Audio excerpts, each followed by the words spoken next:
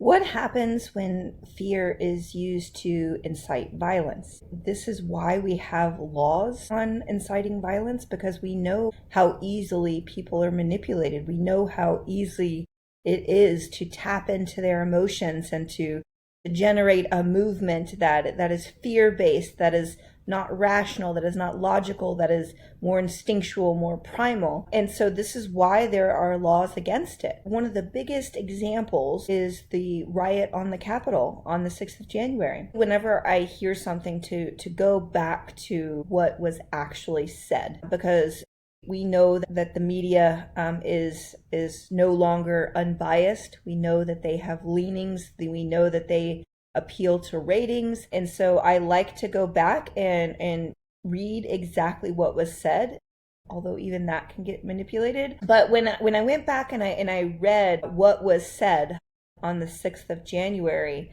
it's not surprising to me as a psychologist or as a military police or as, an intelligence officer, that the riots happened. Because as you read it, it's talking about things like, it's wonderful to see all of these American patriots gathered here.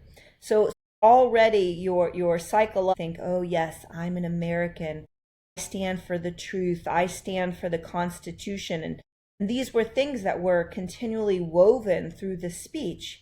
If you value democracy, if you value the Constitution, if you value your children and their future, these are things that I think most people stand for. Most people stand for a democracy. Most people stand for defending the Constitution and being a patriot.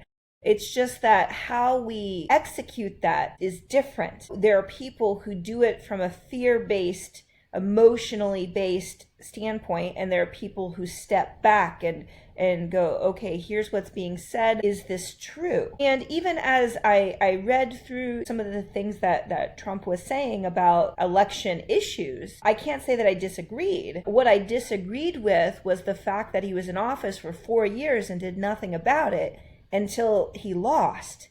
Until his wounded child went, oh my gosh, I didn't win. Now I think I need to rally people and we need to fight. We need to take it back. That's what I disagreed with. If you really thought these were issues, this should have been something that you pushed before Election Day. If you thought that, okay, we need to make sure that people are citizens, we need to make sure that people are who they say they are, we need to make sure that dead people aren't voting, we need to make sure that these election deadlines are adhered to. These are things that people need to consider before Election Day. These are things that leaders would address and make sure that they're tight in order to support our democracy, to support our Constitution. And when I looked at the words that were being used, we talks about, election victory was stolen, and we will never give up. We will never concede. It doesn't happen. You don't concede when there's theft involved. And we will stop the steal. So he was using the words that supporters were already using to charge them even more. And he started talking about in third world countries, these elections are more honest than what is going on here. And of course people go, oh, well, I don't want to be a third world country. And so fear starts to come in. And even the slogan, make America great again. Yes, we can't make America great again if we're less than a third world country. And he's talking about running around with chickens with their heads cut off, with the ballot boxes.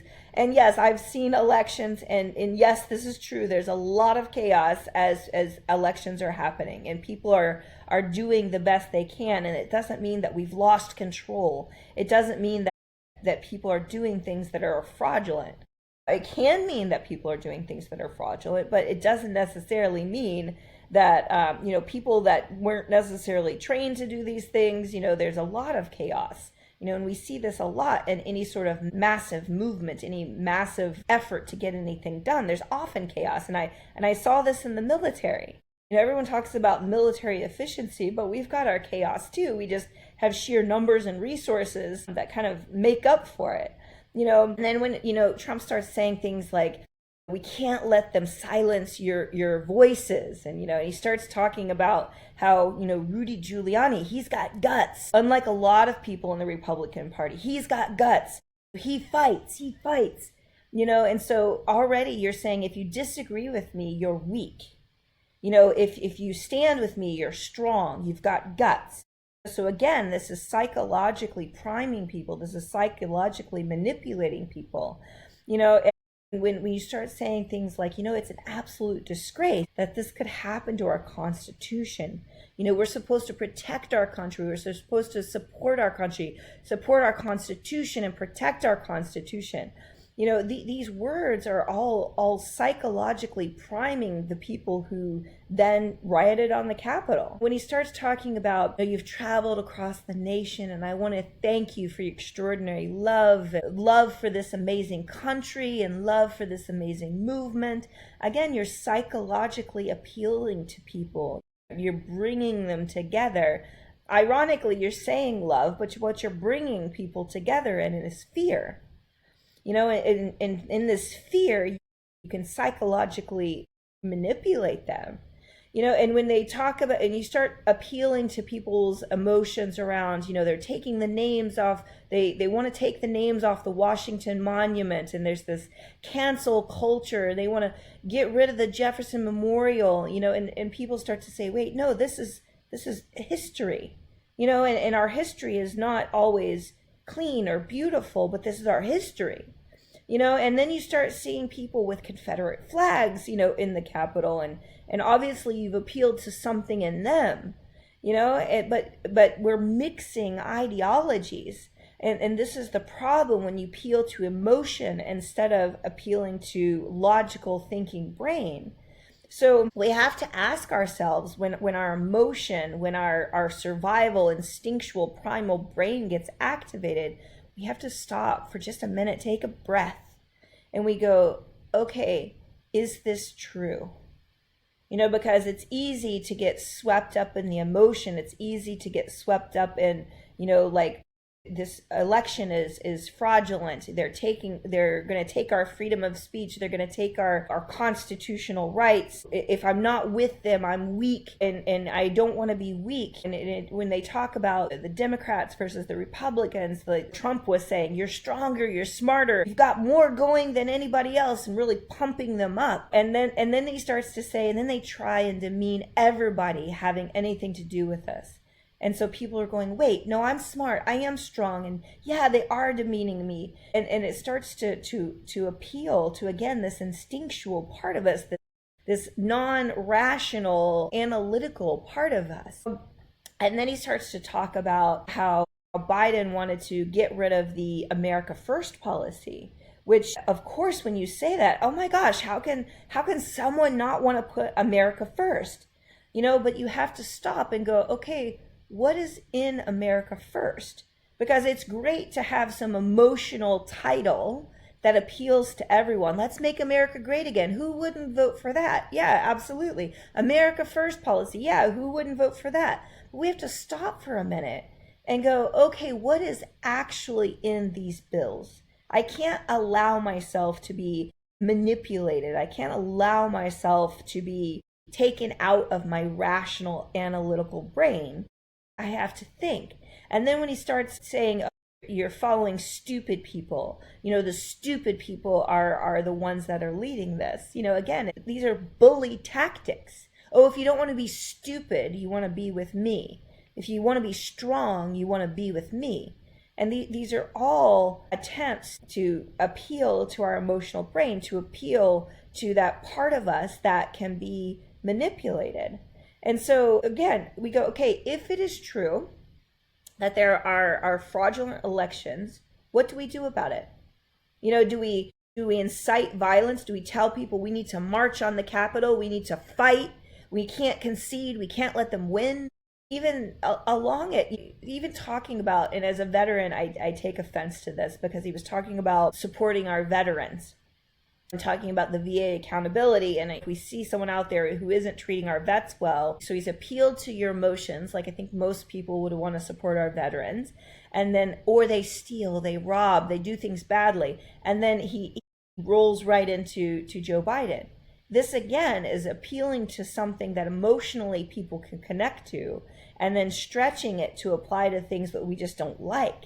I don't like that I didn't win the election. He never stops to say, oh, by the way, I didn't win the popular vote the first time I got elected. And yes, I understand there's an electoral college, but, to say, oh, I won by a landslide, and to never highlight the fact that you actually didn't even win the popular vote.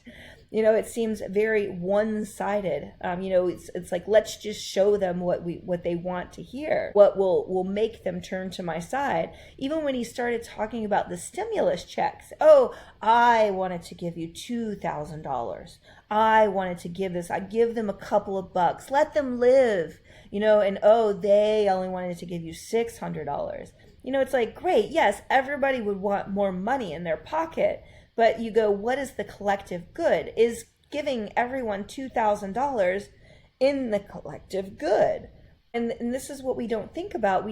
It's like this instant gratification without considering what are the long-term effect. And when we start, comparing this, people just go silent and they get suppressed, and this is what's going on in communist countries. This is what they do. They suppress. You don't fight with them anymore. And this is exactly what happened in the McCarthy era. We started to point to the communists and how they were bad, and they were going to take over, and they were going to defeat our democracy. So these are all emotional appeals. And what I'm asking you to do, and I'm not belittling the people who fell victim to these emotional appeals, but what I will say is we do have accountability for our actions. And part of that is breathing long enough to go, am I being manipulated here? Is this the truth? Are these actions of a person of integrity? Is violence on the Capitol? Is this from a person of an integrity? Is this a person that I want to be? And while I do believe that people should be held accountable for inciting violence, the people that execute that violence are also responsible. And now what we're doing is we're just pardoning everybody. Oh, and I honestly believe that it's because he realizes that he does have culpability. He did incite violence. And what he's now doing is letting these pawns who then executed the violence, he's letting them off the hook because he knows that they were really doing his bidding. Otherwise, why would you pardon them? Why would you say, oh yeah, I realize that people got killed and property got damaged and they trespassed on the Capitol, but let's pardon them. You don't do that unless you realize that there's some sort of culpability. And so we have to back up when we start to feel, and we reach into our bodies, and you can feel it when your emotions are getting activated. It's when there's that sort of vibration that starts in your body. You start to feel your body constrict. You start to feel the fear come in. And usually it'll be talking about things like threats to our democracy, threats to our safety, threats to our children. When you hear these things, you have to ask yourself, is this true? You can't allow yourself to be swept up in the emotion. And what I'm saying is that when we know better, we have to do better. We can't just sit back and let go of all of the blame, because, we are responsible for our actions. But part of it is knowing how to do better, how not to get swept up in this emotion. Where have you seen fear being used, either in your communities or in local elections? Where have you heard you won't be safe anymore, your children won't be safe anymore, this is a threat to democracy? Where are you hearing these things?